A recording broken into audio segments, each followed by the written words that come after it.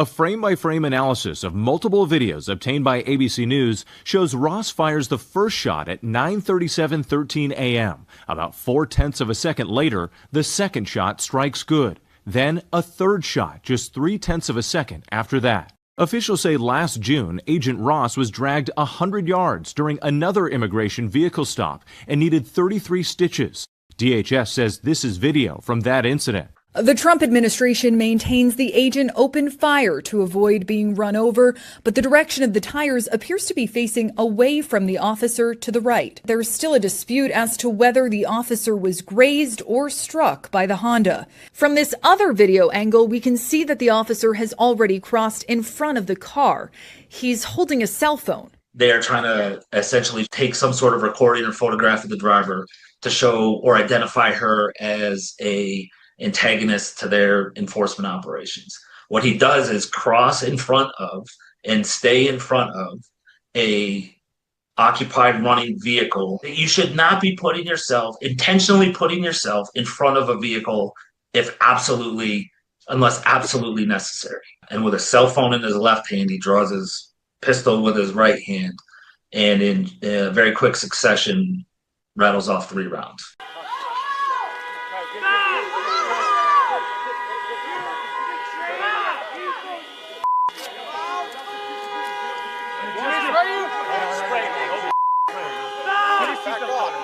Back off, guys. Let him work. Back off. The one you're arresting is the true American hero. Off the street. Back it up. Off the street. But I do have a message for our community, for our city, and I have a message for ICE. To ICE, get the fuck out of Minneapolis. And, you know, this notion of inflammatory comments, I mean, come on, guys. You know, I dropped an F-bomb. They killed somebody. Which one of those is more inflammatory? I'm going with the killing somebody. To all units, proceed to your post assignments. All units, proceed to your post assignments. That's the sound of the police. Whoop, whoop. That's the sound of the beast. Yeah, baby. It's episode 14 of Probable Cause on January 13th, 2026. Jeff Norman and former FBI agent Greg Dillon with you as usual. And tonight our very special guest is Andrew Branca. Is it Branca or Branca? Either one is fine. Don't worry about it. All right. Well, Branca, I think we'll go with. And Andrew has a very popular YouTube show. Also, he's very active on X, where he has lots and lots of followers. He is the author of The Law of Self-Defense. So right away, I have to apologize to you, Andrew, for asking you to speak about something that's way out of your wheelhouse. Yeah. The shooting in Minneapolis. Whoa, boy, what an uproar. I'm active on both Facebook and X, and usually there's a lot more action on X. Facebook is more for, exchanging broccoli recipes and so forth. But people are really riled up on Facebook about this as well as X.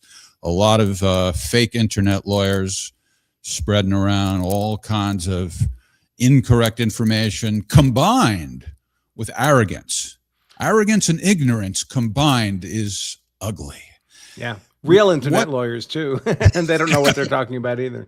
Yeah. We should get to that. We absolutely should get to that.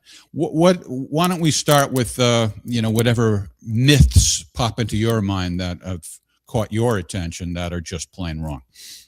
Well, I mean, we have to keep in mind what's happening here is there's always misinformation and misconceptions about use of force law. How's the cliche go? It's not that people don't know use of force law. It's just that what they know is wrong. I mean, they just don't know how the law actually works. And that includes most lawyers, by the way. That includes most law enforcement officers. We're just not taught that stuff very well. What law enforcement officers are taught, and they're taught a lot more than lawyers are taught, is mostly intended to protect their department from civil litigation, not intended to protect the officer from criminal liability. And the truth is, this is not a complicated legal analysis here. This is very straightforward. It gets complicated because people want it to be complicated. They want to push propaganda. They want to push their particular narratives. Everyone's in a separate tribe now, the way America is run.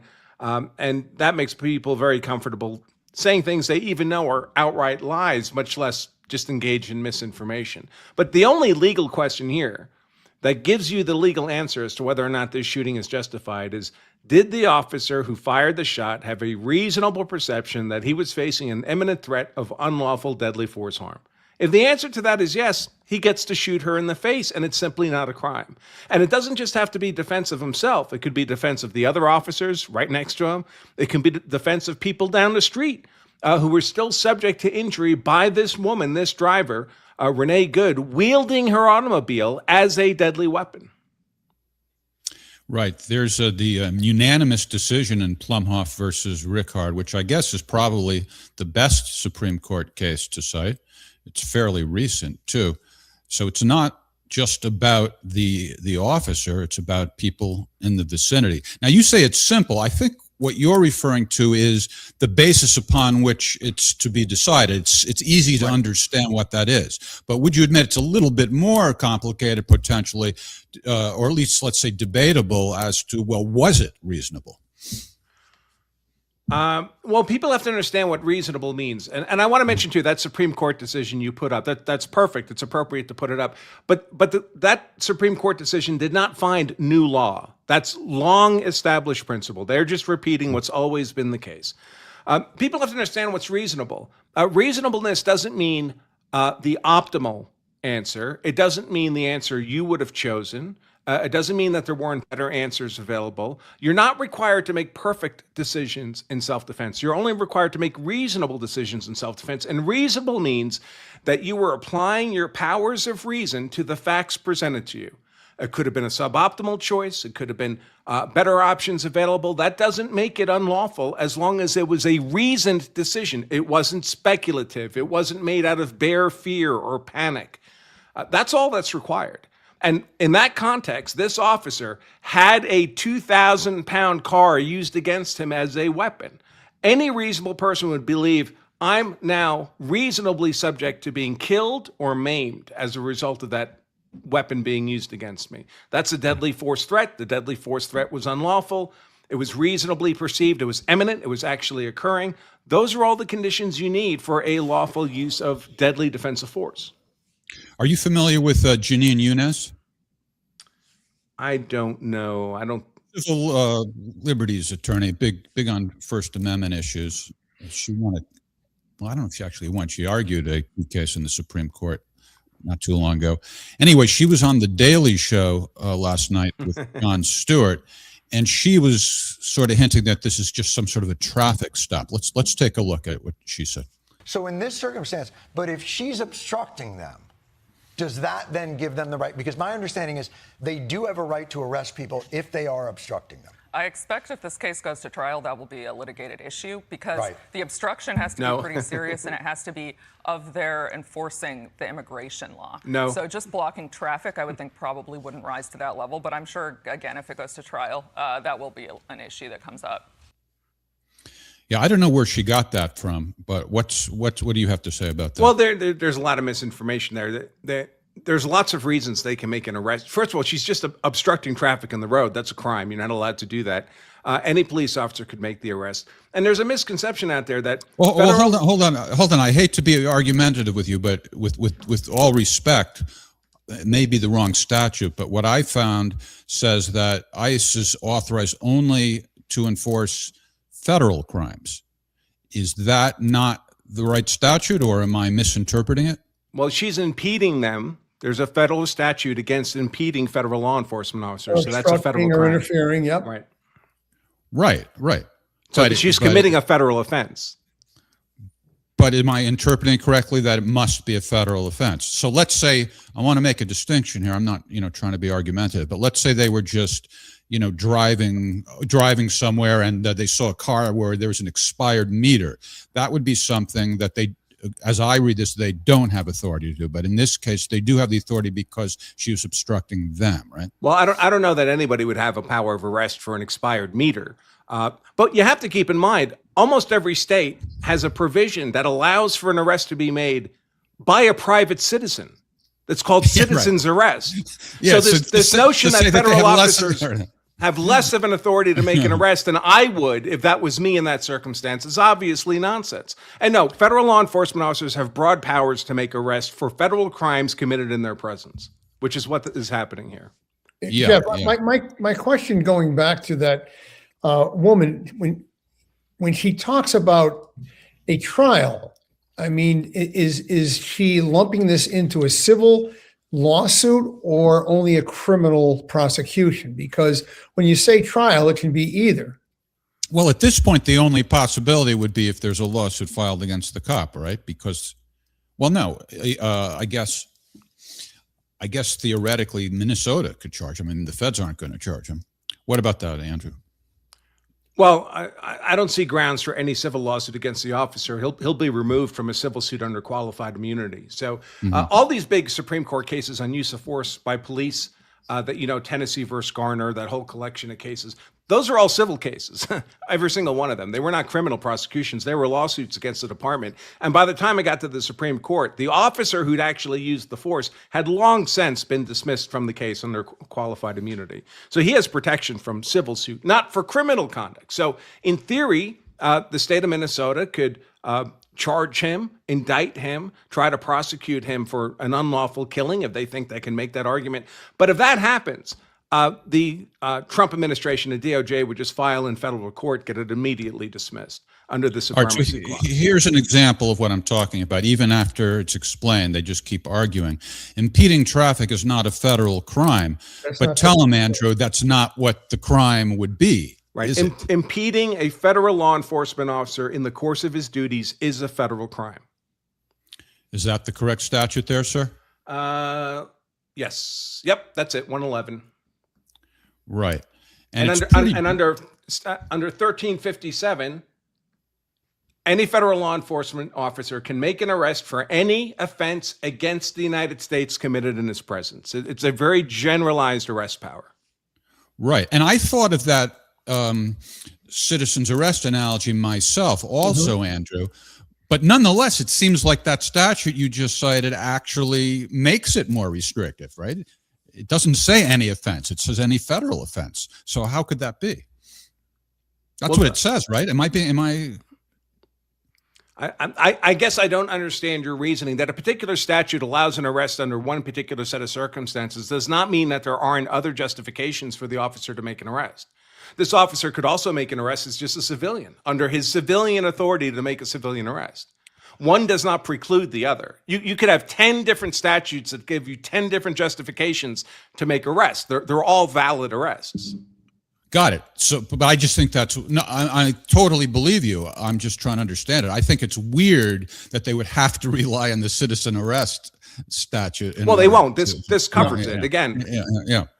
That was just a law school exam type of example. But 1357 covers him. A felony offense impeding federal law enforcement officers in the course of their duties was committed in his presence. He has authority to make an arrest under those circumstances. Right. So we can take a look at the video so that everybody is clear what. By the way, I should mention too, even if he didn't, let's pretend that the arrest was completely lawless. And if it had been secured and she had been cuffed and booked, she would have been immediately released and she would have had grounds to sue them for wrongful arrest. Let's pretend that's all true.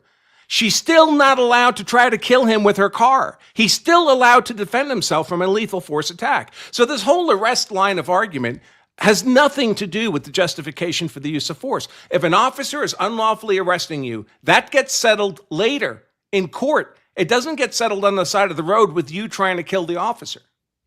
Andrew, isn't it a fact that you have no legal right to resist an arrest even if it is unlawful? Yes, I would say that's an accurate statement. Now, it gets a little more ambiguous if the officer is making that arrest using deadly force, and the use of deadly force is clearly unlawful. No, I understand that. You can have a right. So say you're jaywalking and the officer starts shooting at you to secure your arrest, that would clearly be an excessive use of force by the officer. You could defend yourself against that unlawful excessive use of force. But we're not talking about that here. Right. By the way, Andrew, just so you know, I mentioned that Greg's a former FBI agent. He's also a former police officer. Great. So well, if I say anything that's inconsistent with your experience, feel free to pipe up. I never take. No, I mean, I feel good that everything that you say lines up with my understanding from previous training. So, that's fine. I've taught at the FBI Academy, and you should, because that's your wheelhouse. All right, so let's look at why the officers approached the car to begin with, and why they were going to detain and maybe arrest her. I don't know if we want to, let me lower the volume here. So I'll lower the volume so we can talk over it. So I believe that's actually Ms. Good leaning on her horn. And this is a video that goes on for 3.5 minutes. For all we know, she was acting like this for longer than that, but there's at least this much time. So she's there because the ICE officers are there. I mean, the wife has admitted it. They're there to protest. And see all these officers there. When Ms. Good took off in her car, I'm not a mind reader, but it seems logical to me to assume that the ICE agent was thinking about them. It wasn't just about hitting him. She was driving in a reckless manner. But anyway, this is you want to jump in there, Andrew, and I'll just let this play until it gets to the point where they approach the car. Well, my understanding is she's been doing this for quite some time. It's been an ongoing process of impediment and obstruction. And finally, the officers just had enough, and they decided she's chosen to make a bad decision today. We're going to subject to her. We're not going to continue to do this for another 5 hours. We're going to make an arrest, take her off the playing field, and then go about our business. Yeah. See, what her defenders or apologists are saying is, well, the cars could get by. But that's not like as if there's no danger at all when you're parking your car sideways in the street and they have to squeeze by and you're blowing whistles in their face. And if any of those people saying that were on their way to the supermarket to do their shopping and this woman was obstructing them in the way that she's obstructing these officers, they would say they were being impeded from getting to the supermarket. Yeah. They were impeded. I mean, so just because you can get by. Same thing with we'll get to the officer standing in front of the car in a moment. But I think we're just about up to the point. Well, it's still not yet. Jeff, if my recollection is correct on this, when a vehicle that was not ICE came up the road, she waved them past, and then she would reposition her car to block the road again. Well, I've seen the apologists talking about how cars got by. I'm not sure exactly, but right. But she was letting them get by, but then she would block the road again to make sure that ICE couldn't get by. If her intent wasn't to impede, what is she doing? Yeah, look, see. Here, hold it. Let me back that up. I'm sorry. You see it right there. Look how little room there is there. So they say, because they were able to get by, then she wasn't really obstructing. And of course, they don't want to squeeze their car by hers. These federal officers' vehicles are getting rammed all the time. And stuck on ice. By the way, that's what they were doing at that time. They were stuck on ice. Back where we see them hanging out, they were stuck on ice. So, which also adds credibility to the judgment that it was very dangerous the way Ms. Good was running. Sorry, this is so long, but I really wanted to give people a sense of what the whole scene was and why. All right, so here they finally come up, and you've all seen, the videos of the encounter, but this is the reason that they came up. So Stefan is asking about standing in front of the car. That's another one of the myths, right?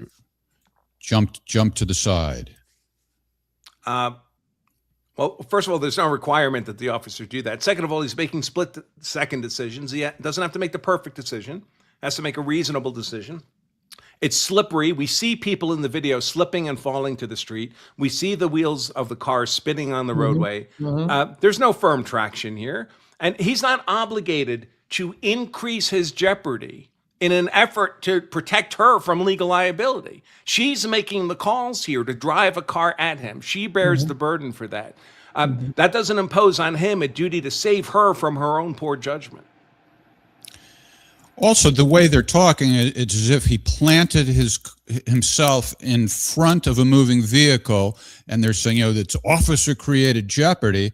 But as I interpret the video, he didn't put himself in front of a moving vehicle. He put himself in front of a stationary vehicle. And when she started to drive, he did start to move further away, and he was sort of at the corner of the car when she hit him. Well, Jeff, also, I mean, he didn't walk from the driver's side to the front of her car. He had made a complete circle, or was trying to make a complete circle around her car, and ended up at the front of her car. Not because he positioned himself there intentionally, because he was completing his circuit, I guess. Yeah, he was recording the car, I assume compiling evidence in case she was a serial harasser. Now, what about, you've been an officer, Greg. Is it true that you would never walk behind or in front of a car when it's stationary? And by the way, her apologists are making a big deal out of how friendly she was.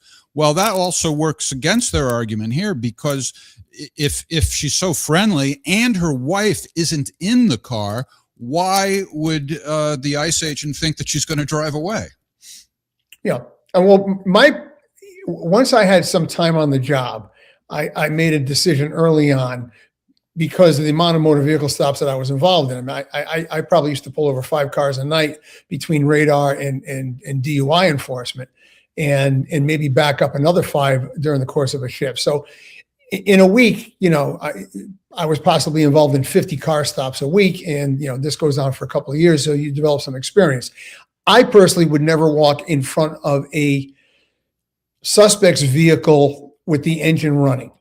If it was not running, then I would pass in front of it. If not, I would not pass behind it or in front of it. I would walk along the sides, but I would not put myself in that position. That's my personal preference. And I don't think federal law enforcement probably gets enough instruction on how to safely conduct a motor vehicle stop, because they don't do it very often. It's not part of their regular duties like it is a police officer. But that being said, he would have no reason to suspect that she's now going to decide to aggressively try to escape from a legal arrest. Yeah, that's the key right there. So, I mean, I'm not a fan of this, really a pretty new concept that's been developed, officer-created jeopardy. We pay officers to engage in jeopardy, and so we don't have to. I mean, if an officer could never put himself in a position of jeopardy, every time he arrests a suspect or makes a traffic stop, he's putting himself in jeopardy. Those are some of the most dangerous things a police officer can do. Yes. So I think it's a ridiculous notion on its face. Now, there is a generally accepted doctrine these days that what you don't want officers to do is, if there's a car you have reason to believe might try to speed off, or is in motion, to place yourself in front of that car just so you have an excuse to shoot the driver. That's frowned upon. But that's the what I difference there think is, makes sense. there you have a reason to believe the car is going to race at you. He doesn't have this here. This woman hasn't acted in a threatening way. She's obstructing, she's impeding, but she's not slamming her car into other vehicles or threatening to do anything of the sort. She's just blocking the roadway. He's just walking around the vehicle collecting video evidence. He would have no reason to believe she was suddenly, her wife was suddenly going to shout at her to drive off, and she was going to make the decision to floor the gas pedal, spin the tires, and drive the car into him. All right, well, let's look at that. We saw a portion of this in the opening, but let's take a look at it again now.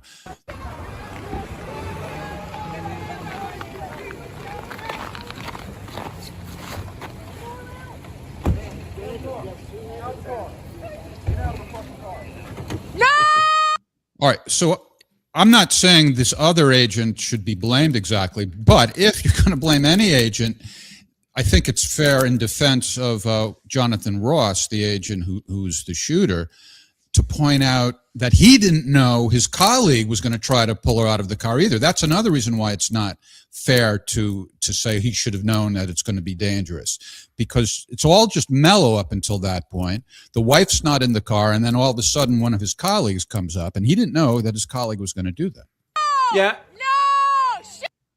And it's very common, of course, this is just normal human nature, for people to see a video like this of a, let's call it a bad outcome event, right? I'm sure even the officer would wish this woman was still alive, that he hadn't been compelled to shoot her. No one's happy that she had to die in this event. We see the video. We know it's a bad outcome event because we've seen the video. And then we do an analysis as if at every second in the video, everybody knows that this will be the outcome that's going to occur. Nobody knows that at this point. Nobody. All right, now you can't see Agent Ross, but he's already at the corner of the car. So he did try to get out of the way, and he almost made it. So that's another thing. So what if he were 3 inches more to his side? All these people are saying, well, he was wrong to be in front of the car. So then what? You're going to say she's not driving dangerously because he's a few inches away and now she's more clear of him? She's still driving dangerously, right? And by the way, if he tries to step out of the way, what's to keep her from just turning the steering wheel in his direction? And people get hit by cars. Cars go sideways. We don't normally think of cars going sideways, but we all know if we've backed up a vehicle, we're backing up, we turn the wheel, the front of the car swings out, right? That happens moving forward too. So even if you were standing next to the vehicle, you can be struck by the vehicle if it turns into your direction. Well, plus the fact that, Andrew, that with the conditions of the road, I'm surprised that the car didn't fishtail out to the left and strike him toward the back of the car. I mean, if people are supposed to have that kind of reaction capacity, then why didn't the driver just dodge the bullets? Yeah. So what about the way CBS, that was a CBS clip I was showing before. Listen to the way they narrate it. Trump administration maintains the agent opened fire to avoid being run over, but the direction of the tires appears to be facing away from the officer to the right. Well, first of all, the officer, how relevant is that? Yeah.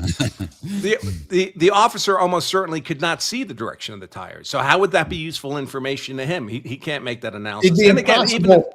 Even if he could see it, she could just turn back his into it. distance to the hood of the car, he would never be able to see those tires. Right. That's true. But I think one reason it's worth mentioning at least is in case anybody's accusing her of trying to intentionally hit him. But I don't, most of the people most of the people he doesn't know that. What she was intending is completely irrelevant, and it doesn't have anything to do with the justification for the. Yeah, well, that's what I'm getting at. I mean, and I don't think that hardly anybody who's on our side of it, so to speak, is even accusing her of intentionally doing it. You know, you're familiar with Andy McCarthy, right? Yes. Yeah. So here's something from a column he wrote saying exactly what you're saying. It doesn't matter. No, again, the legal question is, did the officer have a reasonable perception that he was facing an imminent unlawful threat of death or serious bodily injury? You'll notice the driver's state of mind is not in that question. It's completely irrelevant. She may have been trying to drive away. She may have been trying to just leave and go about her day. It doesn't make any difference. If she's conducting herself in a manner that can be reasonably perceived as an imminent threat of deadly unlawful force, that's all that's required from him to be justified in using deadly defensive force. Doesn't matter what her actual intent was. Look, this guy Stefan in the Bronx. Nice man, but man, when he has a fantasy that he won't let go of, he clings to it. Andrew, I'd like to ask a question. It's related, but a little bit off. Only because I've seen these comments bandied about on different social platforms. Criminal culpability of the partner for encouraging her to flee. I don't see how they can ever make a successful criminal prosecution of that. But I'm just curious because so many people keep suggesting that she has some sort of criminal liability here. It would be tough to make. So there's 3 avenues a prosecutor could really pursue to try to get what we normally call derivative liability, right? She wasn't the driver herself, but she should have some criminal liability regardless. One of them is conspiracy. If they plan this out ahead of time, all the conspirators are responsible for the worst acts of each of them. But then you'd have to have evidence that like this was a plan ahead of time. I don't see how you would get that evidence. Right. She could be an accessory or an abettor. But then again, she'd have to know that the driver's intent was to commit an assault on the officer. And I just think it's a stretch to do that. She'll say, I said drive, baby, drive, because I wanted her to escape, not because I wanted her to hit the officer, right? So I wasn't aiding and abetting an assault on the officer. The third way would be felony murder. But felony murder applies when you're committing some kind of agreed upon predicate underlying crime, like you're robbing a liquor store or something like that, where it's predictable that there's a threat of deadly force violence that could occur. Again, the wife on the side of the car would say, I had no idea anything like this could possibly happen. The worst I was advocating is that she tried to get away.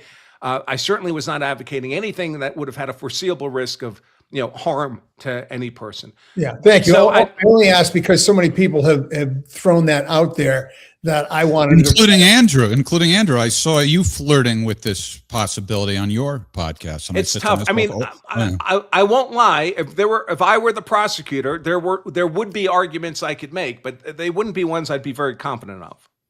Okay, thank you. So today, some DOJ agents resigned, and I've seen conflicting reports as to why. Some people are saying it's in protest over the fact that the locals have been frozen out of the investigation. But in some of the very same articles that say that, they're quoting somebody from DOJ saying, no, they had already handed in their resignation. Do either of you know any more about that? I've just seen the Harmeet Dillon post where she's saying, my understanding is some of these people had already planned to resign. This is just a coincidence of timing. By the way, in my experience, federal prosecutors don't really give a shit what the local law enforcement guys want. They'll work with them cooperatively because over the long term, you want to have a cooperative relationship. Sure. But no one's going to quit their job at the Department of Justice over because the local cops have been offended. That notion is ridiculous. But of course, the Department of Justice is full of lefty wackos. I mean, scores of them have already resigned rather than they're Obama and Biden holdovers, right? Yeah, right. Okay. Right. So they're true believers for the progressive fascist cause. So any of them that are saying, oh, I quit because I didn't like how the local cops were being treated, that's nonsense. If they quit, it was for political purposes. Right. What do you think of Harmeet Dillon? She runs the Civil Rights Division of DOJ. What do you think of her? I mean, I think of her like I think a lot of the Trump officials these days. I think she's eminently competent. She's an excellent, outstanding attorney. There's no question about that. She says the right things, like so many of them do. I feel like I'm not seeing as much action as I would like to see. I'm not seeing the perp walks. I'm not seeing the convictions. I'm not seeing the plea deals I would like to see. Now, of course, what she does is civil litigation stuff. So I'm kind of speaking more generally of the administration. They're very good at posting posts on X that are very bravado and pounding on the chest. But I don't see that much productivity. We're talking like Pam Bondi, right? Yeah, right. Yeah. So there are rumors that Trump is fed up with her now because nothing's happening, which got me thinking about Matt Gaetz and how Trump originally wanted him, but then it became apparent that he wouldn't get approved by Congress.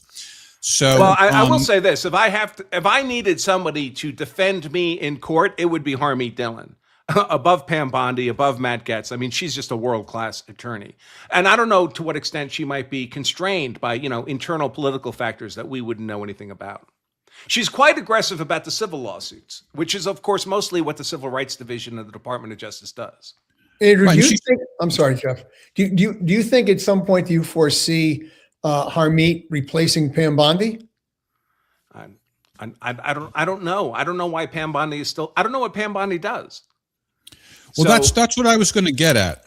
Is she already seems like she has a lot of authority, and could Trump have gotten around them not? I assume it was a realistic recognition that he wasn't going to get approved by Congress. Could he have gotten around that by simply putting Gaetz in the DOJ in a position like Harmeet Dillon, not specifically that, but something high up where he could do a lot of the same thing he would do if he were the Attorney General? I guess I don't really know Matt Gaetz's capabilities. I'm not trying to be negative about him. I literally just don't know. So I don't know. Is he an attorney? Yeah. Okay, so but I don't know anything about his experience. But I'm asking or about anybody. In other words, could Trump get around not having to worry about Congress approving it by putting somebody in who doesn't need approval, but they simply have a lot of authority? Yeah, maybe. Maybe. And would that person take that job? I mean, it's not the same job to be head of the Civil Rights Division and to be the Attorney General of the United States. Those are two very different positions. No, but I mean, some other one that's more in the realm of criminal law. I mean, listen, it's worth considering. I don't know. And unfortunately, my visitations to the White House to meet with Trump have been few and far between. All right. Earlier, you were talking about how, some lawyers don't necessarily know what they're talking about. Most of them. So, yeah. I mean, on one hand, it's just plain fun to criticize some of these legal commentators that are in the media. But I also think that it's a public service to let the audience know who they should trust and who they shouldn't trust. Can we go over a few names of people that you trust and those that you think are the biggest clowns and aren't to be believed? One of the most common requests I get is from people asking me to recommend an attorney in their area they could use if they're ever in need of a use of force attorney. And I just don't do it. I don't do it preemptively because then what happens is they start calling that attorney's office, but they don't have any need for actual legal services in the moment. And it just becomes, my friends get mad at me then. They're saying, why are all these people calling my office? Because they could get hundreds of calls in a day. None of them are going to lead to legal work. Because when is that person going to need them as a defense attorney? When they shoot somebody? When is that going to happen? I mean, hopefully never, right? But could be 5 years, 10 years, 15 years. So if someone is in need of actual legal representation, then I'm happy to make a recommendation. But I just don't throw names out there in the public. Well, I just talking about, like you commented on Andy McCarthy, the legal commentators who are in the media, like Jonathan Turley, for example. Nobody's going to call his office necessarily, but am I putting you in an uncomfortable position just by asking you if you like Turley? No. Oh, Jonathan Turley's I'm not saying he would never make a mistake on use of force law. He has a very broad expertise. It can't be perfect everywhere, but he's a very, very smart guy. Andy McCarthy really strikes me as more politically oriented than legal oriented. And I would have less confidence in what he's writing about use of force events. There's a lot of these former DOJ guys who write like for National Review Online, and everybody likes them, and they're nice guys, and they have a great reputation. And I'm not trying to make this personal, but when it comes to the technical aspects of a use of force legal analysis, I see them make a lot of mistakes. It doesn't make them bad people or bad lawyers. It's just they make errors because it's not their area of expertise. Oh, I mean, no different, Andrew, than somebody who does nothing but contract law and wills. I mean, that becomes their wheelhouse, and they're very, very good at it. But you won't want them necessarily representing you in a criminal case. Look, I would tell anybody, don't ask me anything about will and estate law. Don't ask me anything about tax law. I don't know anything about those things. Don't ask me about my personal experience doing federal prosecutions. I've never done a federal prosecution. My wheelhouse is very small. I just have a high degree of expertise there. These other lawyers have great amounts of expertise I will never have. But I do see errors made in this particular narrow niche. What about shipwrecked crew? Bill's a smart guy. I like Bill. He's a smart guy. Someone was asking me about him earlier today. And I said, I'm disagreeable by nature, just from being a lawyer. And I'm trying to think of a time I've disagreed with Bill, shipwrecked crew analysis. And I can't think of one. There has to be one. I can't believe I've never disagreed with him. But he's reliably on the mark. Yeah. He told me he knows you. Right. We've chatted a bit. Yes, he is. We have another podcast called The Winers on Thursday nights, and we sip wine while we're talking, which I happen to be doing tonight anyway. But that's Bill is a very, very smart. I would disagree with Bill with great caution. I would want to be absolutely sure that I had all my ducks in a row. Well, there you have it, folks. So join us Thursday night on The Winers, same time, 7 p.m., and he will be our guest Thursday night. What a week to have Andrew and Bill on two different nights. If this doesn't disabuse people of the myths they're clinging to, I don't know what will. So let's do a little devil's advocate before we say bye-bye to you, and also want to tell people they can get your book at Law of Self-Defense /free book, right? Yeah, and I can explain the book. The book first of all, it's a very easy read. You can check it out on Amazon. It's 5 stars, but don't buy it on Amazon. They'll charge you 20 or 25 bucks for the book, plus shipping and handling. We actually give the book away for free. We do ask you to cover the shipping and handling, but the book we give you for free. And what it teaches you is how to be hard to convict if you're ever compelled to use force in defense of yourself, your family, or your property. Yeah, I was referring to you as a self-defense expert, but I guess people could take that two ways. Like you don't teach martial arts classes. You mean how to empower people to know how the law will protect them if they use violence. And that's the expertise I brand. Yes, I mean I am technically a firearm self-defense instructor, but that's just a hobby. That's not my core area of expertise. When people are asking me for expert opinions, it's the legal stuff. Right. So you're not teaching karate. No, I do BJJ though. Oh, okay. Oh, good for you. All right. So if you had to theorize, let's say a lawsuit was filed charging Jonathan Good, the ICE agent, with whatever, negligence, whatever. Ross. What can you imagine? What did I say? Oh, Good. I'm sorry. Jonathan Ross. Can you just imagine what they might cook up as the accusation? Yeah, sure. I mean, and any good attorney is, if they're a critical thinker, they're able to argue both sides, right? So if I were the prosecutor here, what would I argue? I would argue officer created risk. I would argue he stepped in front of the vehicle when he had reason to know she was in some way unstable. Normal people don't do this kind of stuff. I would argue that the second and third shots he fired couldn't be justified, even if the first one could, because by then he was next to the vehicle and it was proceeding past him. I would argue that if he was going to claim that he continued to shoot because the car was a threat to other people down the road, there was no way he would have been aware whether or not there were people down the road or not. For all he knew, she would escape and then immediately slow down to a safe speed. These are all the kinds of arguments I would expect a prosecutor to make. If I may be a little self-indulgent for a moment, since I'm among those who are being accused of having some anti-immigrant bias or pro-Trump bias, let me just show a few seconds of my initial reaction on one of our other podcasts. This was the very day of the shooting. All right, you mentioned ICE. There was a shooting in Minneapolis today. ICE basically murdered somebody is what it looks like to me, although our president claims it was done in self-defense and the agent was run over.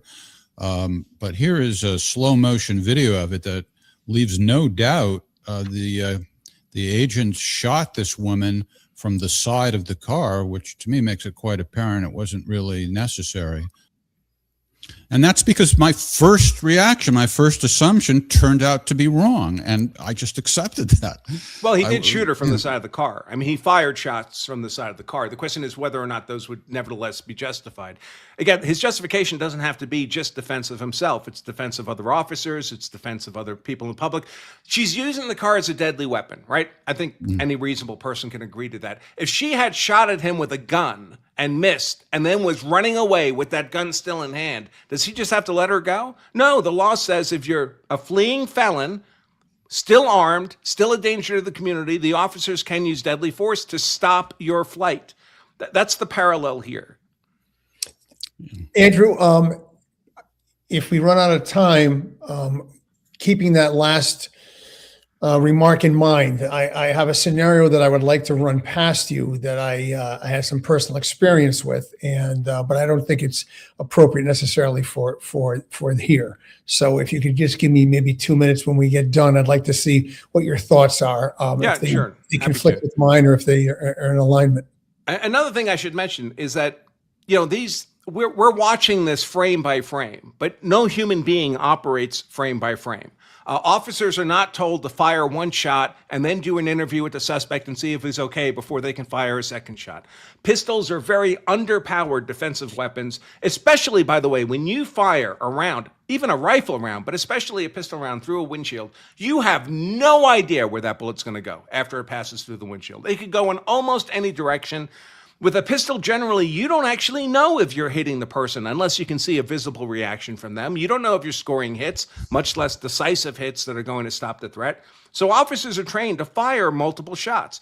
Well, it takes time to make the decision to fire, right? We all know what reaction time is.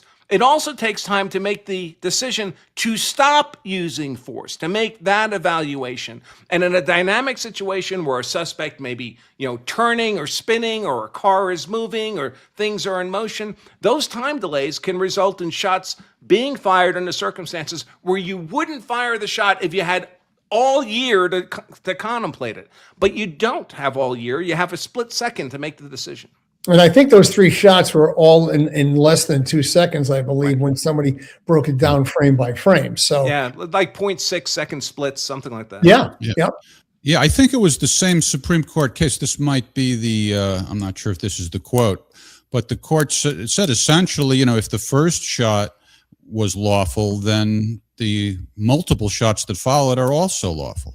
Right. How many shots are you allowed to fire? You're allowed to fire as many shots as it takes to neutralize the threat. That could be 1, that could be 3, that could be 30. However many it takes to neutralize it. As long as there continues to be an imminent threat of unlawful deadly force harm, you continue to be privileged to use deadly defensive force to stop that threat. And Jeff, I think I sent you and Ryan a link that the average police, use of force is just under 6 rounds per incident, I think is the average. I thought it was, right? So that's not an unreasonable number, with 3 being the number. Yeah, the numbers tend to get high when you have a number of officers. They all have their guns out. Oh, that's true. Happens. Good point. Each of them fires 3 or 4 rounds, but it ends up being 30 rounds. The person's shot 30 times. No, good point. I thought it was per officer, but you're right. That does make a difference. And another factor here, of course, is, no offense to police officers, but they miss a lot. I mean, police are not really highly trained marksmen. They qualify a couple times a year. I've shot competitively all my adult life. A lot of times cops show up to competitions, shoot once, get smoked by a bunch of fat accountants and plumbers and never come back again. They're not world-class shooters. And that's not to criticize them. Very little of their job involves shooting at people. 99% of their job is not shooting at people. They have a lot of other skills they have to have. SWAT team or special response team or tactical team, you're not going to get that kind of range time in unless you are a gun aficionado, basically. Right, unless it's a personal hobby of yours. Right? Yes. Yeah, if you're SWAT HRT, all you do is lift weights and shoot guns. But otherwise, you have a more normal job as a law enforcement officer. And cops miss a lot. Cops miss all the time. Yeah, I was going to say, and even highly trained police officers under stressful conditions with variable, light and whatever, the time of day, a vehicle moving, somebody turning, somebody slipping. Even the best of shots aren't always very accurate. Now, not that it's legally significant, but there's a former cop who's a YouTuber named Nathan. I can't remember his last name. And he was saying that he thinks the second 2 shots were done accidentally. Have you heard that theory? Has that occurred to you from watching it? I'm not a guy who handles guns, so I don't really know even what to look for. I mean, that kind of thing can happen. I wouldn't expect that to happen here. It's more common. One of the reasons you tend to get a lot of shots when there's multiple officers around is something we call a sympathetic discharge, where the first shot fires, everyone hears a bang, and they all start shooting too.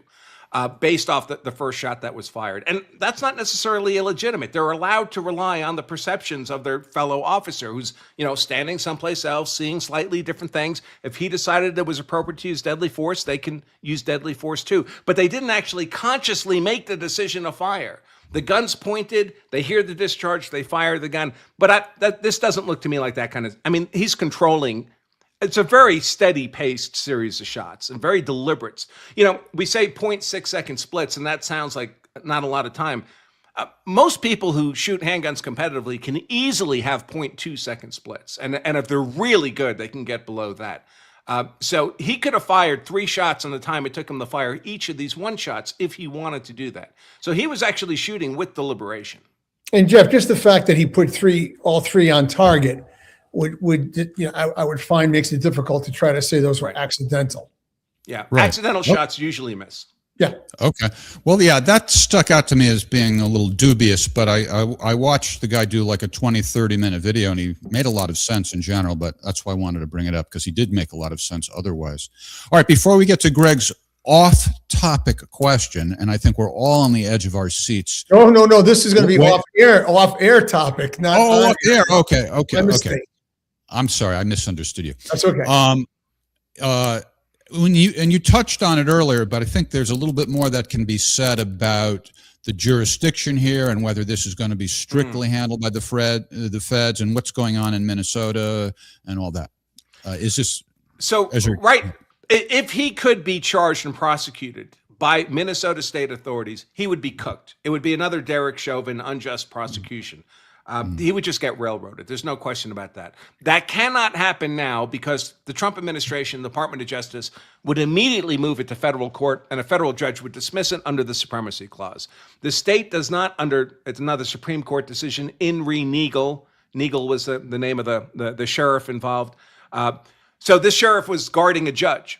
The judge was being threatened by somebody, and that person showed up and attacked the judge, and the sheriff shot the attacker and killed him. But the local authorities felt that the sheriff had been overzealous. The marshal, rather, not sheriff, federal marshal, had been overzealous, and they wanted to prosecute him, and they did start to prosecute him, and it got up to the Supreme Court. The Supreme Court said no. If a federal officer is operating within the scope of his duties, the state has no authority to prosecute him. Now, if he's not in the scope of his duties, if he's committing a DWI or domestic abuse or stealing something, then that's not his duties. He can be prosecuted. But if it's within the scope of his federal duties, state authorities have no legal privilege to prosecute him. So they would bring it to federal court, get it dismissed. Here's the risk, though. He did kill someone. There's no statute of limitations on murder. Minnesota could just wait this out, and if the next president, the next administration is a Democrat administration, go to charge this guy confident that a Democrat administration will not move this case to federal court and will not get it dismissed. And then he could be subject to state prosecution, even though I would say that's wrongful. But it would be legal to do. Well, could Ross himself, Ross's attorney, obviously, file to get it changed to federal court, or would he be cooked? I don't know, because we've never had a case like this, really. The umbrella of authority that's protecting him from state prosecution is a federal authority. It's a privilege of the federal sovereignty of the government. If they're not interested in applying that, I'm not sure he can apply it in his own right. I would certainly make that argument if I was his attorney. Yeah, we're going right to federal court. But it's not as obvious a case as here, where or in Neagle, where the federal government was fighting for the protection of their law enforcement officer. Well, he has some money in case he needs it. Would you take the case for $500,000, Andy? No, no. So my legal practice is a consulting practice. All my clients are other attorneys. I consult other attorneys. I haven't been a go-to-court lawyer in a long time. And one of the consequences of having a very deep expertise in a narrow subject is you kind of give up maintaining your expertise in the 1,000 other things that are involved in arguing in trial. So if I'm in court and I'm on the witness stand, I'm an expert witness. There you see billionaire Bill Ackman donated $10,000. And I also saw... By the way, this money, it looks like a lot of money. It goes quick. It goes quick. I consult on a lot of just, normal people shoot each other. Somebody dies. They get prosecuted for an unlawful killing, for manslaughter or murder. They'll go through a couple $100,000 easy pre-trial before they ever get to trial. You've all heard of the George Zimmerman trial, right? George Zimmerman, Trayvon Martin. Yeah. George Zimmerman's legal defense was almost $2 million. $1.7 million. So the money goes fast. They shouldn't have capped it. Who's ever organizing this fund should have capped it at $550,000. They shouldn't have done that, I guess. No, there should be no limit. No, I would want I would want an infinite amount of money. Why would they cap it, Jeff? I guess who's ever running the fundraiser can decide to do that, right? It says $521,000 of $550,000. They can change it. They can raise it if they want to. I think normally you set a goal to kind of incentivize people to try to get to the goal. Now, there's also a fundraiser for him on Give, Send, Go, a different platform, which calls into question, who are these people and how, do they really check out and make sure that the money goes to the right place? So what platform is this? This is GoFundMe, but I also saw it on Give, Send, Go. So I wouldn't be surprised if GoFundMe sends all the money back to the donors. Because their policy is if they don't like you, they just won't allow you to use the platform. Which I Which is why that Give, Send, Go, I think, is so popular now because it's different, right? I've actually met that guy. I was on Tim Pool with him. I'm sorry, dude. I'm forgetting his name. I feel so bad. I spent several hours with him on Tim Pool. Really, really nice guy. And that was you're talking about the founder of Give, Send, Go? Give, Send, Go. Yeah. That was involving the case where the two athletes at the high school field, one stabbed the other, the young black athlete stabbed the young right, and he was raising money. Give, Send, Go was raising money for the defense and other expenses of the stabber, and taking a lot of heat for it. But his position is, look, we just don't look at what the underlying cause is. This is just a platform for people to be able to gather money, and we're not going to make judgment calls about whether you're good enough or not. As a criminal defense attorney, I want everyone to have a well-funded defense. I don't want anyone to get convicted because they did not have enough money for their legal defense, no matter who it is. If they're going to get convicted, and frankly, in that particular stabbing case, I think conviction is the only just outcome there, but that's a separate case. But if they're going to get convicted, I don't want there to be a sense that maybe he was convicted because he didn't have enough resources for his defense. All right, I just want to make sure we cover everything. This is another one that's circulating around the internet, that the policy is to not shoot at a moving vehicle. But I think people, correct me if I'm wrong, Andrew, people are ignoring the word solely. Isn't that the key there? Yes. Yeah, I mean, it's a reasonable policy, right? Well, first of all, it's a policy. It's not a law. It's not a crime to do this. Every police department policy, and Greg can correct me if he feels I'm wrong here, but every police policy should be understood as essentially saying, under these circumstances, you should do this thing or not do this thing, unless you have a really good reason for breaking the policy. There's a role for officer discretion because the people writing the policy cannot possibly foresee the infinite number of scenarios that can occur in the real world. So if you break the policy, you can be subject to some kind of employment discipline, and then you'd have an opportunity to say, hey, listen, I know I technically broke the rule, but this is a busload of nuns would have died if I hadn't broken the policy, and it would be forgivable. It's not a crime to violate the policy. Correct. Also, the policy says solely to stop a fleeing vehicle, and I think it's a reasonable policy because what they want to avoid, first of all, it's not that easy to hit a fleeing vehicle. So you're more likely to miss than usual. Now you're sending rounds through the community. But let's say you hit the driver and you neutralize the driver. He's no longer able to function. Now you have a 2-ton missile going down the street. So if the only reason is to prevent the escape of the vehicle, they don't want you to do that. But there can be very good reasons for nevertheless wanting to stop the vehicles. Like the person driving it continues to be a threat. Say it's a car that's driving through a Christmas parade, mowing people over. You have to stop that guy or he's going to keep killing people. So that would be a justified reason for breaking the policy. Or here, this woman just tried to kill the officer, apparently, reasonably perceived effort to kill the officer with a car. Now she's continuing with the weapon in hand. Would be a justification. And when he fired his last shot, it's not like the car was down the street. It was right beside him. So are you guys willing to pretend you're mind readers for a minute and speculate what the main reason or reasons he fired was? I mean, what I'm thinking of is one reason would be because he perceives that she's driving the car at him, so it's in self-defense because of that. Another reason being that she's endangering others in the vicinity.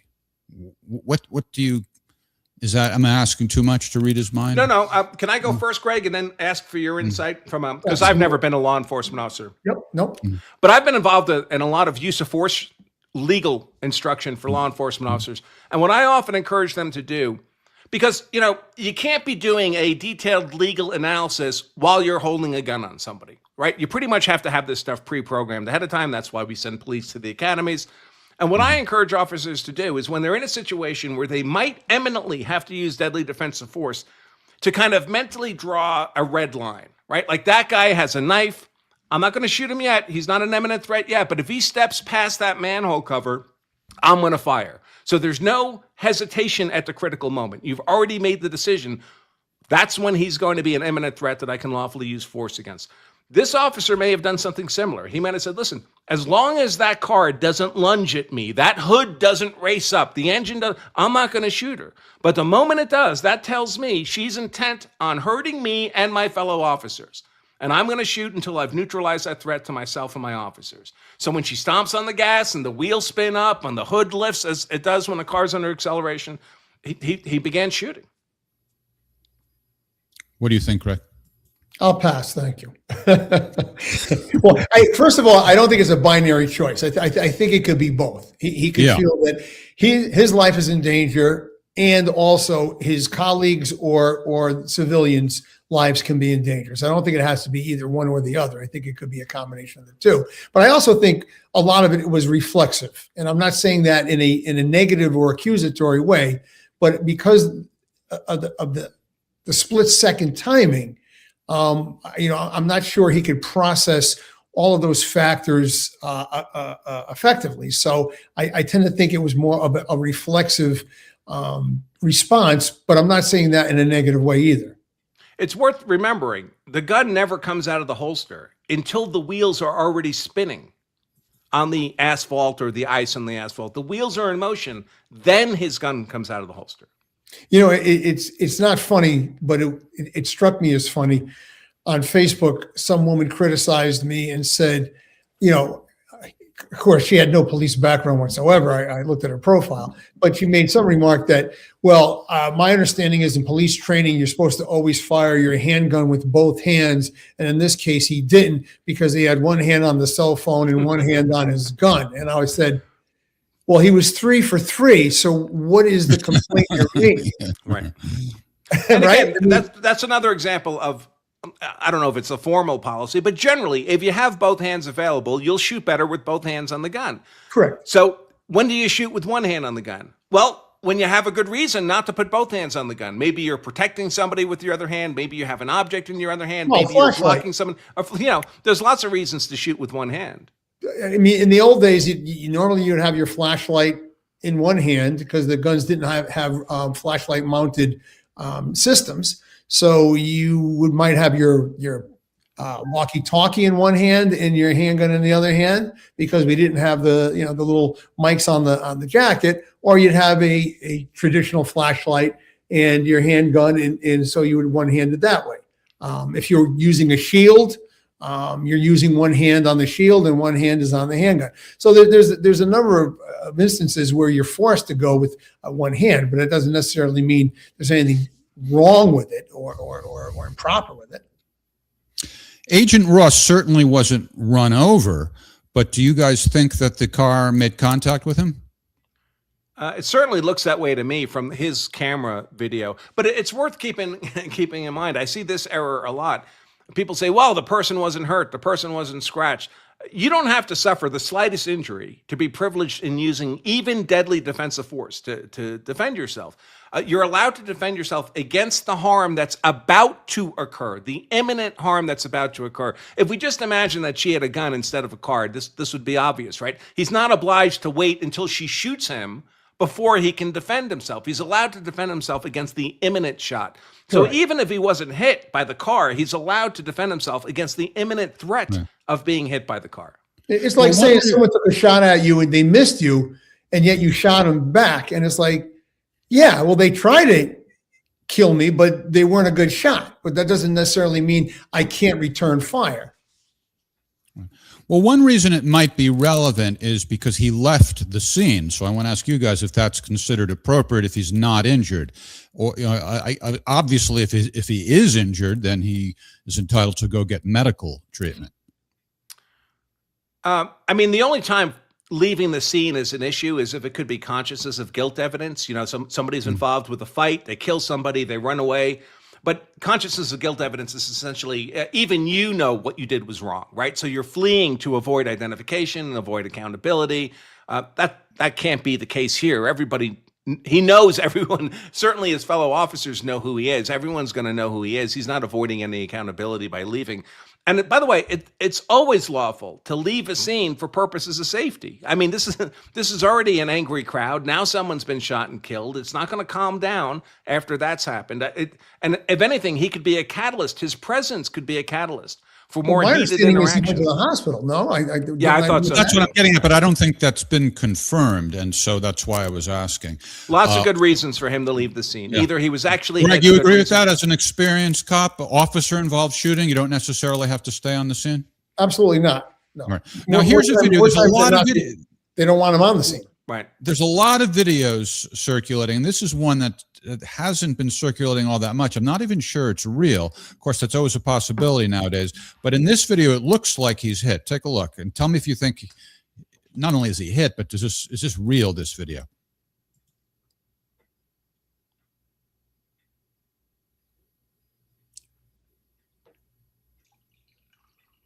Have you guys seen this one? I have. No, I'm not. So it does look like he's hit. It certainly looks like he's hit. It's consistent. All the motion, the motion of his body is consistent with being hit. Even more telling is his own cell phone footage. When that car comes at him, you can hear a sound of impact. Now, maybe it was just his hand or his arm on the hood. You know, you can't see that part of it. But it's not like the car just slipped back past him and there was no contact. There's nothing about those videos that suggest that.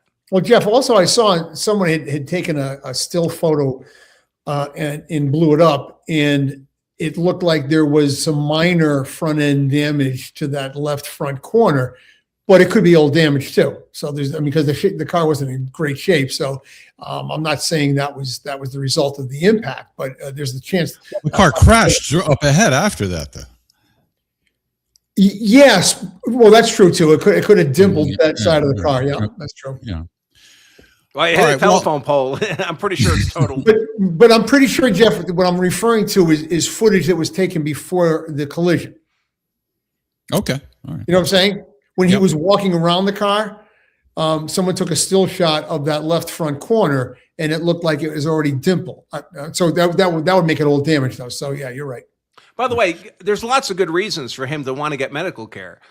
First of all, you often don't know if you're hurt if you're involved in a physically forcible event. I've personally been cut down the length of my arm so deep I could see the bone inside, and I had no idea I was cut until somebody told me. Ooh. I didn't feel it. There was no pain. There was no blood. It was like a piece of butcher meat had been cut open. So it's very common that people don't even know that they're injured. Second of all, you know, in civil litigation like car accidents, when someone's suing, they'll often say, well, did you go to the hospital afterwards? And they'll say no. And they'll say, well, that suggests you weren't really injured, right? So if only for his legal defense, he'd want to make sure he goes to the hospital and gets checked over. Okay. I think a lot of what's driving this anti-ICE bias as it regards this incident is that people don't like ICE in general. They think this is an agency that's out of control, and they're upset about the masks and so forth. I have something in mind that I think would be an easy solution, but let me ask you guys, do you think it's hard to tell proportion-wise when we see these videos where it looks like they may be abusing people's rights? That's, of course, the sort of video that people are going to post. You're not going to see videos of them just, you know, thousands and thousands of times conducting lawful arrests. But do either of you think that ICE is abusing people to some extraordinary degree and should be held accountable? No, because if that were true, we'd be seeing videos in context of the abuse. We'd be seeing the not just the event, but what happened before the event, what happened after the event. Instead, we're giving all these little 5-second slices. We're giving slices of what's happening after the offending conduct that's leading to someone's arrest. And you have to keep in mind, these are paid, organized protesters. They're trained in how to behave. So one thing you'll notice happens all the time is, saw it today, another woman in a car, acting aggressively with the car, driving it, operating it as if it were a weapon, very aggressive. And then the moment they get her out of the car, she starts weeping and crying and begging, please just let me go home. They're trained to do that because they know there's 100 cameras by their friends around, and the cameras are going to capture the weeping, and it looks abusive, and especially the majority of the electorate that are women look at that and they go, oh my God, why are the police treating that woman that way? This is all theater. So hey, Andrew, if it's the video I'm thinking of, a dark car with a woman with dark hair and a dark car, yeah. Well, then she claimed immediately that she was autistic and disabled. Right. So you know, the autism rate in Minnesota must be like 90% at this point. Between the autism centers and the people that claim that as soon as they get arrested. Right. And every claim of abuse I see, when 24 hours go by and you have fuller evidence, it's debunked. So where are the claims of abuse that are not debunked? And by the way, if an officer is found to have used excessive force, I'd be the first person to say he should be prosecuted for it. And I expect the DOJ would too. They don't want to make their political problems even greater than they are and have actual dirty cops on the force. No one would be more motivated than them to get these people out. All right, I have a thought about how to balance two competing considerations. I want to see if you guys agree with me. On one hand, we have the masks, and that's upsetting people. My feeling is that the masks aren't really a problem in and of themselves. What matters is being able to hold the officers accountable if they act unlawfully. So it seems to me that we should just let them wear the mask, not complain, because they have a pretty good reason. They're getting doxxed and harassed, and so are their families. Right. And that's the reason for it. That's a pretty good reason, I think. But on the other hand, there should be a way to hold them accountable. So my thought is, I don't know if they're always wearing badges or not, but even if they are, it seems kind of small. What if they had badge ID numbers of some sort that was just larger so that we could be sure there's a way to hold them accountable? What do you guys think about? Well, and in fact, we had a federal judge demand that of some of these ICE operations in an earlier proceeding. The trouble with that is, and again, I'll defer to Greg, given his law enforcement expertise, but I can foresee easy problems with that. One is, if the officer uses the same number every time, he becomes identifiable to the mob as someone they want to target in particular. It's that guy. It's number 119. We got to make sure we take care of number 119.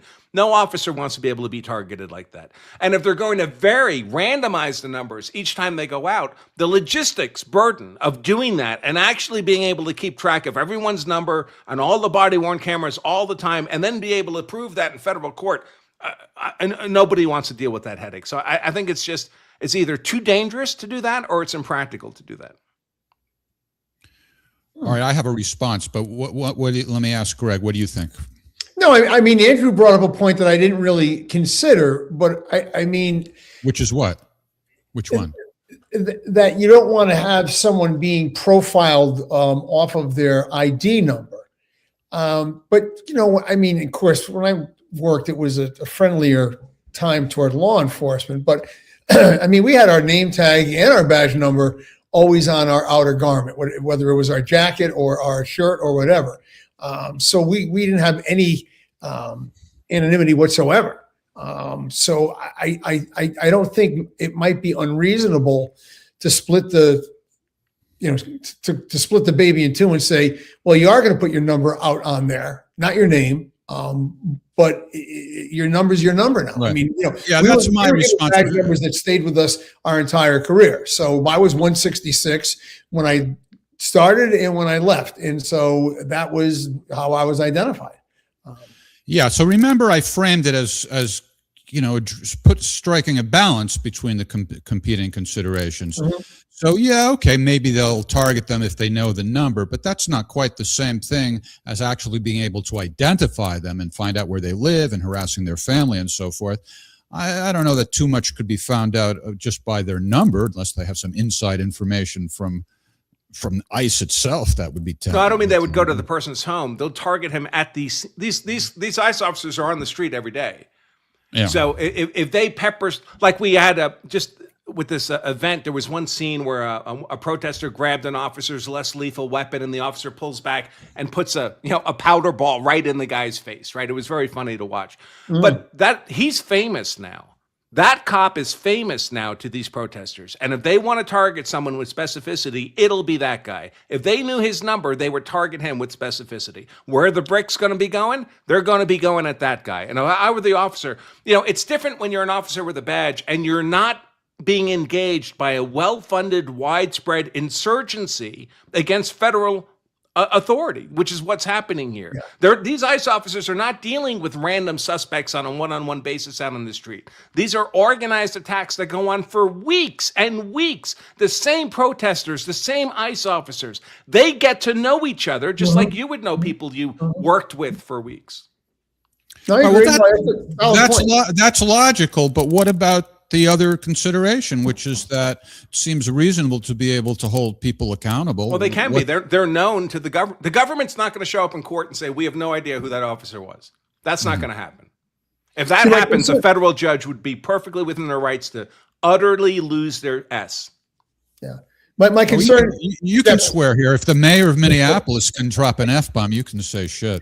Speaking of that whole thing, when he tried to make the comparison, which is worse, me dropping the F-bomb or someone being shot, the difference was that was calculated theater, him dropping that F-bomb. So to try to put it in the same equation of someone reacting within split seconds versus him going out there at a prearranged press conference and deciding to start cursing, it doesn't pass the sniff. Well, also, he's knocking down a straw man. I mean, there may be some people who didn't like the cuss word, but I think the real problem with that is his attitude. Yes. Which regardless of the cuss word, his attitude is abolish ICE. Yeah. It's like, well, that's not even a full idea. Well, and every time you say get rid of ICE, and then what? Just not have immigration enforcement, or do you have something else in mind? I mean, and every time you use the word murder, thing that maybe an activist would say, not an elected representative. Yeah. And every time a politician says she was murdered, what you are saying is that person, Agent Ross, committed a murder. I mean, committed a crime, and that's just completely wrong. If you want to say he killed her, okay, I think we can all live with that. But to say that he murdered her is a conclusion that is not reasonable.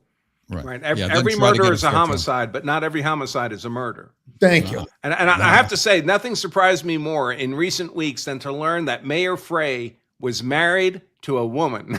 I would not have expected that from that guy. I didn't see that one. I didn't have that on my bingo card, Andrew. Especially if you saw the pictures of him in that road race. Oh, I didn't see that. Oh, yeah. He's wearing spandex leggings.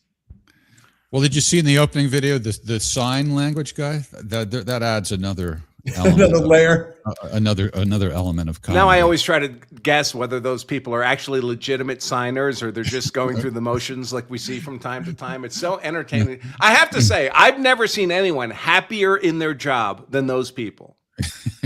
You're talking about the signers? The signers, yeah. Oh, yeah, they're getting all their attention. I mean, when else do they do it? But don't we have this like closed captioning now? What's that? I said, don't we have this thing called closed captioning now where we really don't need to have that? You know, it makes me think of like when Putin is saying something in Russian and then they translate it. I always wonder, well, can we trust the translation? Maybe it's a prank, you know. All right, Andrew, we do a segment every week called Has It Happened to Greg? And what that entails is just showing a few different videos of police encounters, and we comment on it and see if Greg has ever experienced anything like that. How long were you a street cop, Greg? Only 5 years. I was uniform for 5 years. I was an FBI agent for 5 years, and then I was with the state of Connecticut for 20 years. State of Connecticut doing what? For the chief state's attorney's office. So they would do major criminal investigations. Okay, investigator for the state. Yeah. Yeah, I get it. Yeah, so I think you'll agree that being a street cop, the experiences you have as a street cop and the experiences you have as a FBI special agent are quite different. Yeah, and the training is quite different too. Right. Yeah. Well, what I was getting at, Andrew, is we want to be respectful of your time. I would like to invite you to hang with us for that segment, but I also want to give you the opportunity to cut out if it's getting too late. I know I can stay a little longer. All right, great. I still have to pick Andrew's brain over. Oh, right. Scenario. Yeah. All right, let's do Has It Happened to Greg?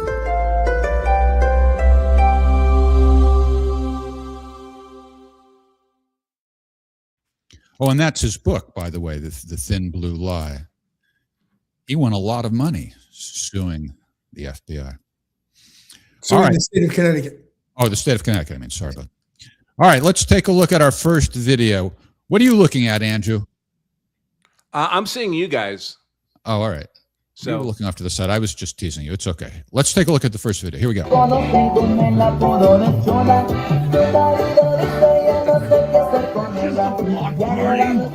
We're not the radical Antifa left. This is Coachella.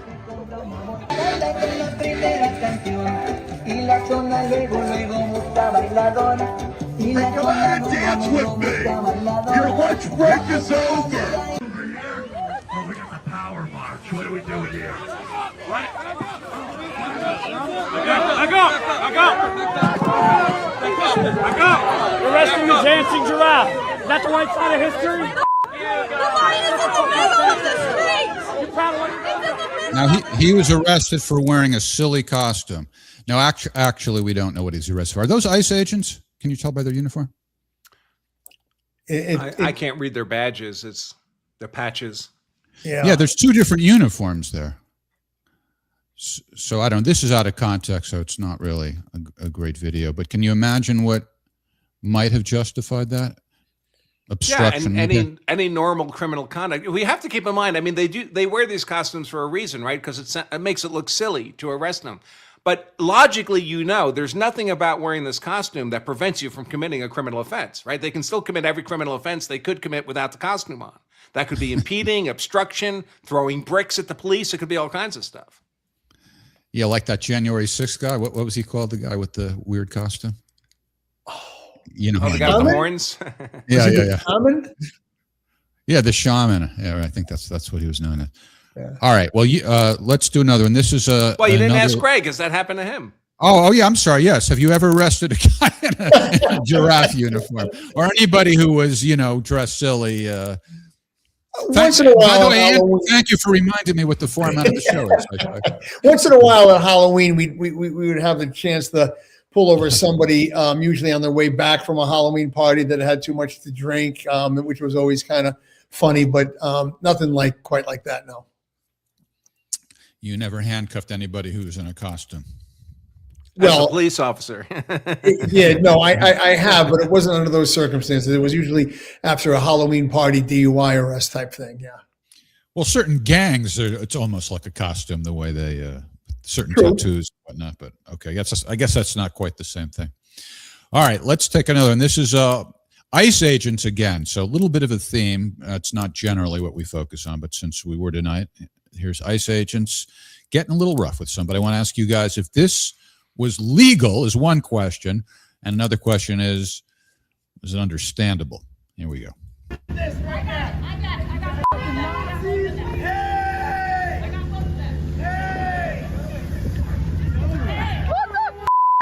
What the is wrong with you? I know who you're rooting for, but was it legal? See, there's a bus coming there. He pushed him in front of the bus.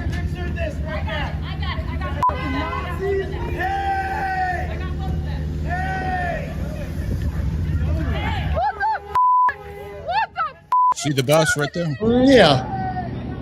All right. So what do you guys think? I think we saw that from enough animals. Lake County Sheriff's Department. Whoa, hold on. What was that? What did I just hit? I don't know what I just pressed. So what do you guys think?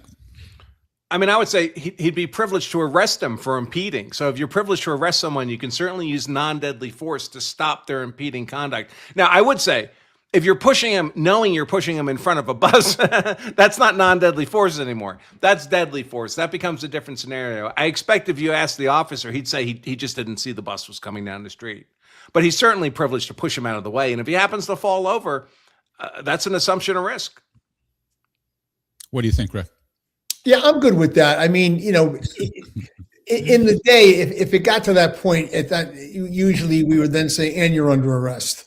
If you're going to, take that kind of approach to someone, then you probably should just follow up with a custodial arrest and be done with it. But I used to, for many years, I lived in the Los Angeles area, and this was a favorite tactic of protesters there is to block traffic on the freeways. And I always thought this was so stupid because that's no way to get anybody on your side. I mean, the people who are driving are just being annoyed by it.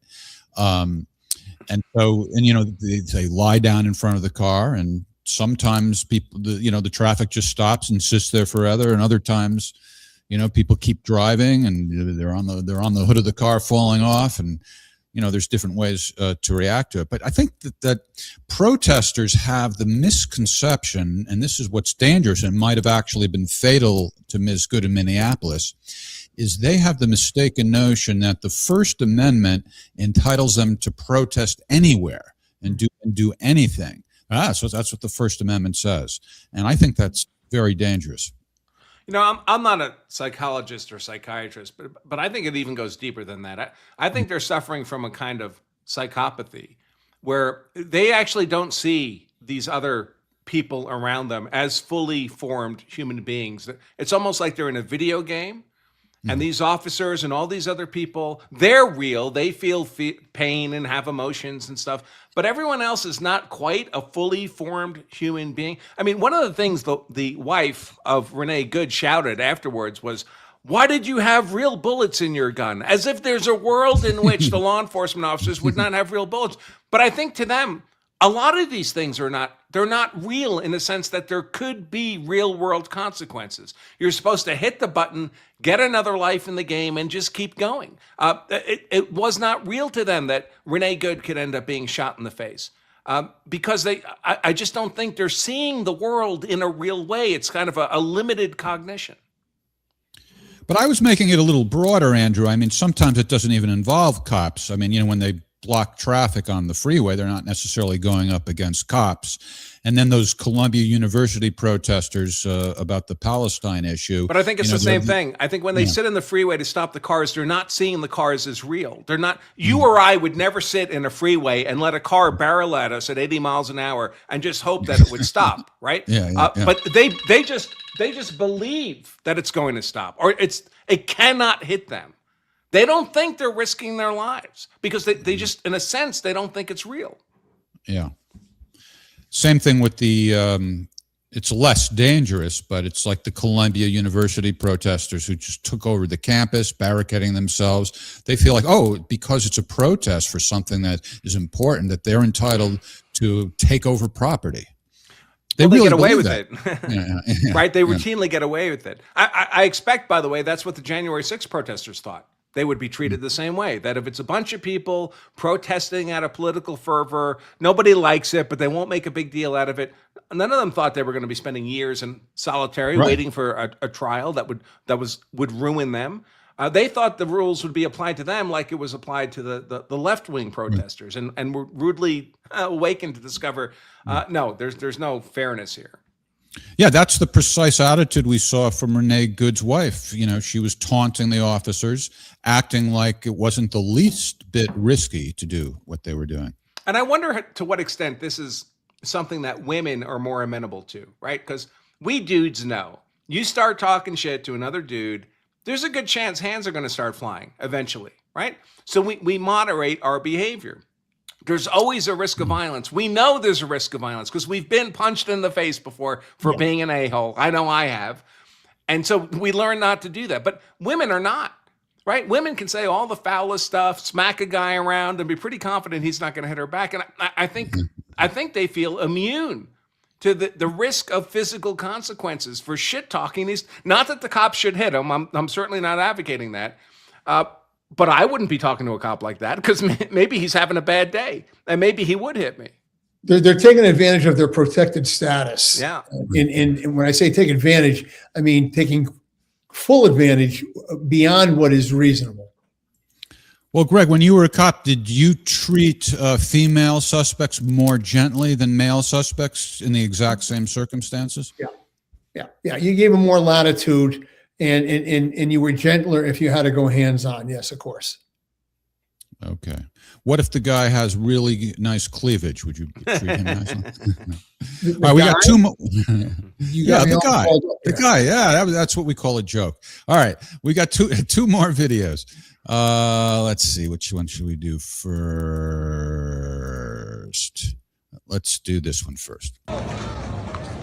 This is a runaway horse in New York City. They have these horse-drawn carriages. People pay money to ride around them. And this horse just took off, left Central Park, and there we see him crashing into a cab. Yeah. Would you cite the horse? I personally, I think that should be illegal to have horse-drawn carriages in the city of New York.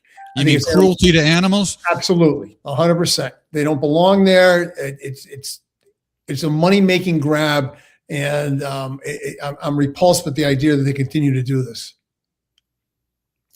You want to weigh in on that one, Andrew? I would cite whoever's responsible for the horse. Someone has to be responsible for the horse. The horse can't be responsible for himself, right? How did the horse get away like that? There has to be a way to prevent that from happening. So whoever failed their duty in making sure they couldn't happen, I would cite him. Well, you're assuming it was a failure. The result doesn't always indicate that there was a crime. No. There's a legal doctrine that provides if there's a bad outcome in a high-risk environment that's predictable, that you're absolutely legally liable for it, whether you intended it or not. Same rule if you're handling firearms or handling explosives or heavy equipment. There's absolute liability for anything that goes wrong. There's ways, we know there are ways to prevent the bad things from happening. So if the bad thing happened, it's because you screwed up. Wow, you are strict. There are ways, but I'm just envisioning this is a guy who does it every day. The horse normally behaves. He's not going to be on his guard any more than Agent Ross expected the car to come at him. Well, I don't think anyone. And all of a sudden, the horse takes off and can run faster than the guy. So, yeah, but nobody's looking to put the guy in jail, Jeff. It's just a matter of probably fining him heavily, like a spanky, maybe. Right. What if there's a kid crossing the street? The horse is going to stop to let the kid cross the street, right? The horse is creating a danger. All right. You talked me into it. I'd say throw the horse and his owner in the pokey. By the way, I say that as a guy. I carry a gun every day for personal protection. I'm responsible for that gun. If something bad were to happen with that gun, that's my fault. It's no one else's fault. The gun didn't do anything. No. It would be because I did something wrong. Oh, I thought you were going to say you would have shot the horse, but that's not where you were going at all. No. All right, we have one more. This is a case of attacking the wrong person. I think this was in West Hollywood, California. To the LA County Sheriff's Department, a suspect in a black sedan jumped out and demanded this man's Rolex watch at gunpoint on the 900 block of Sweetser Avenue. The victim was walking with his girlfriend, but the armed suspect didn't anticipate what would happen next. They didn't know that the guy was a retired wrestler, so he was able to actually get the gun off the guy and start wrestling him down. The victim did not want to be identified, but you can hear him explain to deputies how he disarmed his attacker. Took his wrist, put him on the ground, took the gun. I got it out of his hand. Threw it over the fence, and then I just held him down. During the scuffle, the victim's girlfriend grabbed the suspect's handgun and threw it into the bushes. I was told the gun was loaded. It had the guy who was sort of the hero in all this, who was able to pin the guy down, told me he saw a bullet in the chamber. I didn't try to kill you. You tried to shoot me. I swear to God, I did. A would-be robber who picked the wrong target and ended up tapping out. The guy, like I said, he was a former wrestler, so he's pretty big. Instead of cashing in. He held him down, and he showed no mercy. I think that at one point the guy's arm got dislocated, and they just held him down. He's lucky it wasn't torn off. Does he have to worry about being sued or anything? Yeah, of course he does. Yeah. Anybody can sue anybody for anything. You have the $145 filing fee. You can file a lawsuit. So sure he does. If I were him, I would have gotten rid of the gun, and then I would have gotten up and I would have walked away. I would not have waited for police to show up. What do you think is going to happen to this dude who had the gun? You think he's going to suffer a serious legal consequence for this? Well, I don't think he had a choice. I think he was held on the ground until the police got there, I think, right? No, I'm not talking about the homeless guy. He had no chance. I'm talking about the wrestler. If it were me, once I had disarmed that guy at the gun, I have nothing to fear from him again. I just would have let him go, got up, and walked home. I'm not waiting for the cops. Now I have to have that conversation? No, I don't want to do. Now they have my name. Now I could get sued by this homeless dude. I would just walk away. I have a friend of mine who was a combat medic, and he carries a tourniquet with him everywhere he goes. He carries a little tiny med kit.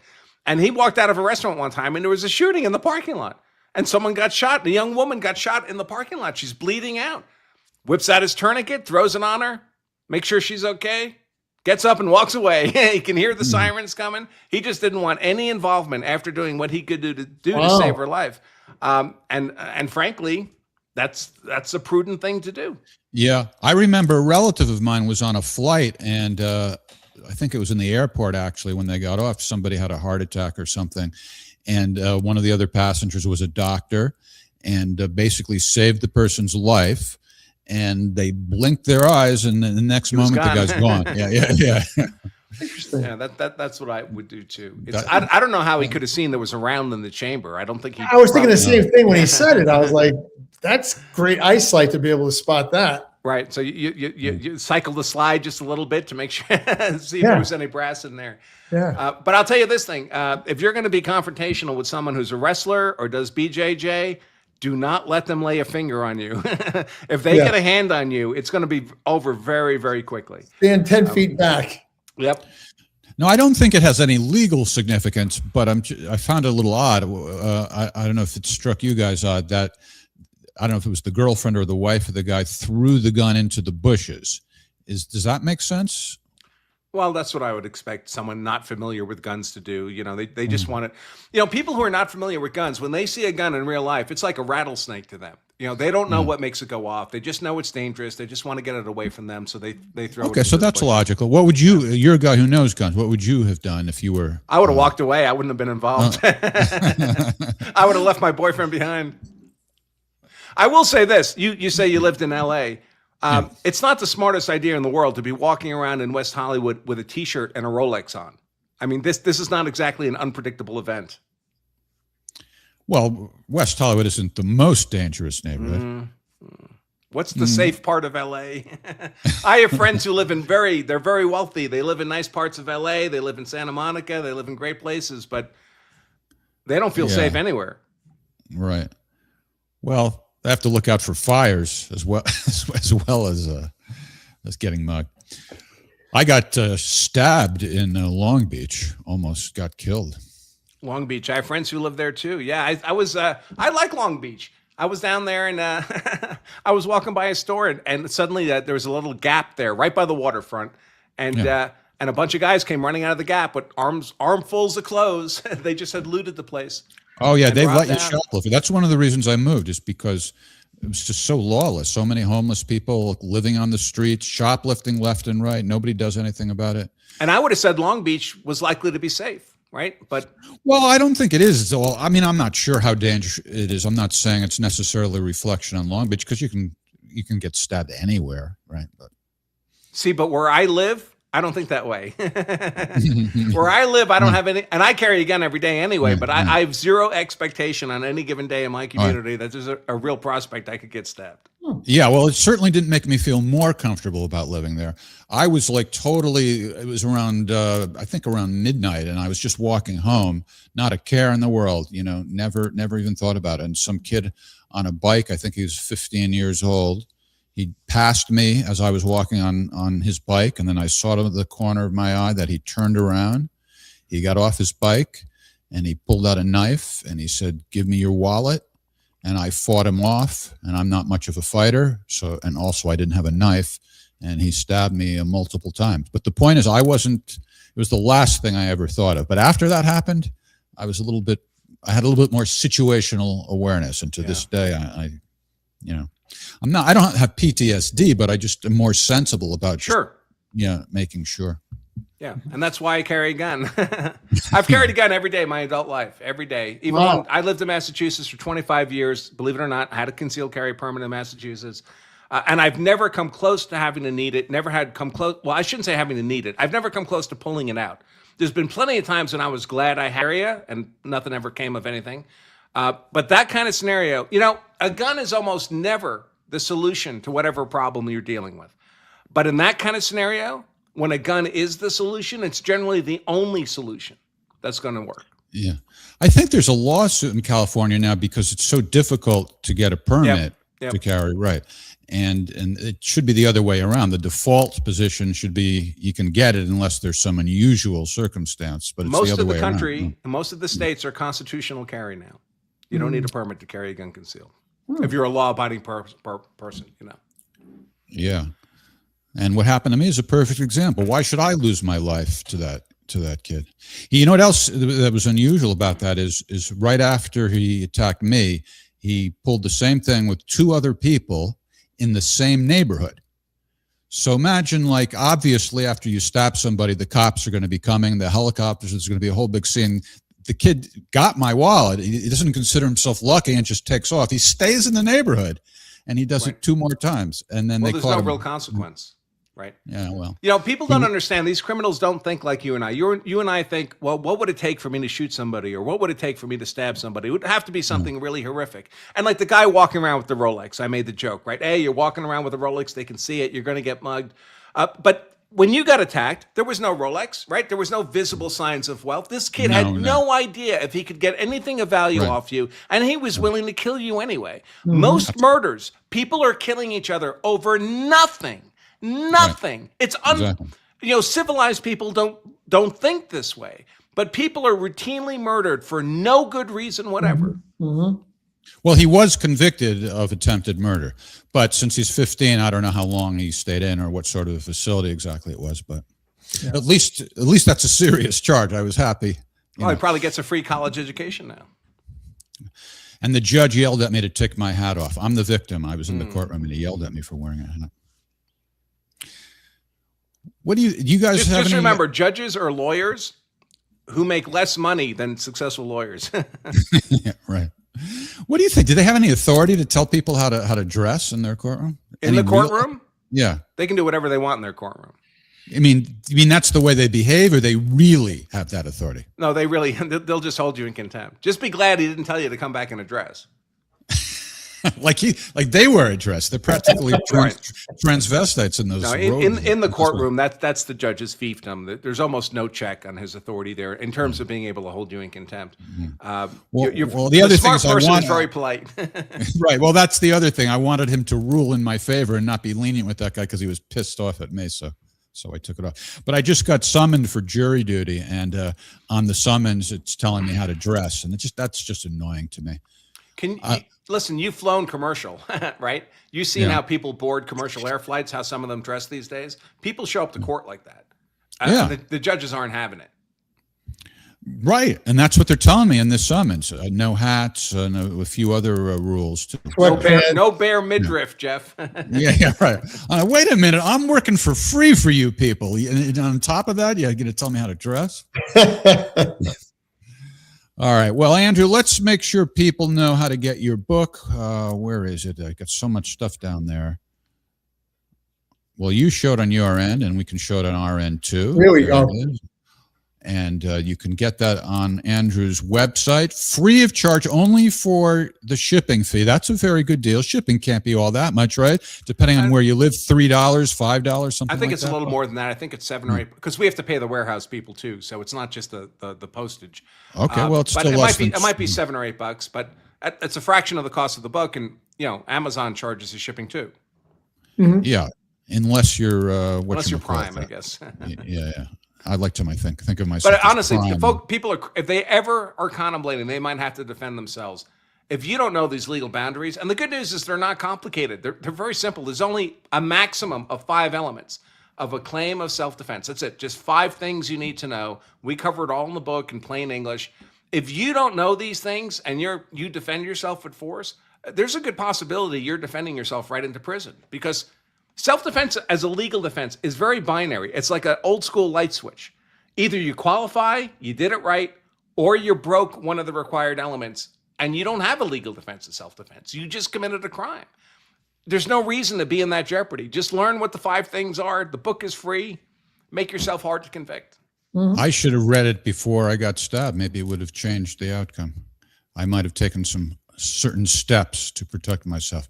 And Andrews has a great podcast called The Branca Show on YouTube. There it is. I was watching you the other day, and I, as a guy who does this, I was very impressed that you could keep it going all by yourself. Like when I'm with Greg and the other 2 podcasts I do, I have co-hosts. It's a lot easier to keep the conversation going, but you do it all by yourself. It would be. Do you also produce it by yourself, or do you have somebody help you? I should say we have people we pay to do the clips and shorts and stuff, the content afterwards, the replay stuff. But the actual show itself is what you're looking at right here. It's just me. And I mess up plenty of times, man. I'll tell you, there's buttons I should be pressing that I forget to press. And I'm a boomer. I can't help it. But most of the time it goes off okay.